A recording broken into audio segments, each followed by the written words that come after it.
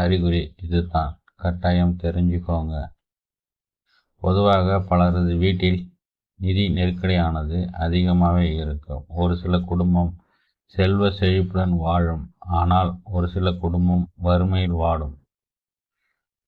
எல்லோரும் பணக்காரர்களாக இருக்க கடினமாக உழைக்கிறார்கள். ஆனால் சில நேரங்கள் அதுவும் பிரச்சனையை ஏற்படுத்திவிடும். வாஸ்து சாஸ்திரப்படி வீட்டை கட்டும்போது ஏற்படும் சில தவறுகள் செல்வ செழிப்பு ஏற்படுகிறது. இந்த தவறுகள் காரணமாக ஒருவன் முன்னேற்றத்தை தடுக்கப்படும், செல்வத்தை இழக்கும் அளவிற்கு செல்லும். அந்த வகையில் நீங்கள் தினசரியும் செய்யும் ஒவ்வொரு வேலையின் காரணமாகவும் இது நிகழலாம். அந்த வகையில் வீட்டில் செல்வக்குறைவு ஏற்பட போவதற்கான அறிகுறிகள் குறித்து பார்ப்போம்.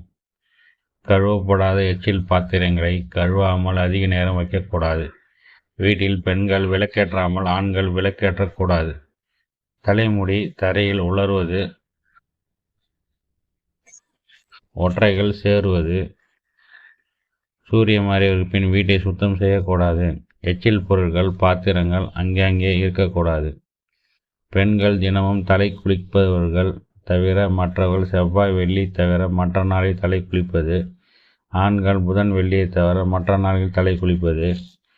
குழாய்களில் தண்ணீர் சொட்டுவது, சுவற்றில் ஈரம் தங்குவது, பூரான் போன்ற விஷப்பூச்சிகள் வீட்டை சுற்றி உலாவுவது, அதிக நேரம் ஈரத்துணியை போட்டு வைப்பது, உணவுப் பொருட்கள் வீணடிப்பது, உப்பு, பால், சர்க்கரை, அரிசி போன்றவற்றை சுத்தமாக வைத்திருக்க வேண்டும்.